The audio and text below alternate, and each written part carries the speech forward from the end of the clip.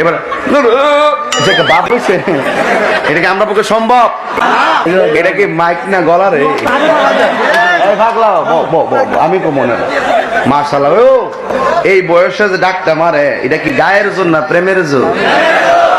আরো জোরে প্রেমের জোর। আপনি কিন্তু পারতেন না, আপনি গেলে পারতেন না, আমি পারতাম না। এবার বাপ হয়েছে, এটা কি আমরা পক্ষে সম্ভব? তাহলে এই কণ্ঠ দেওয়ার মালিক কে?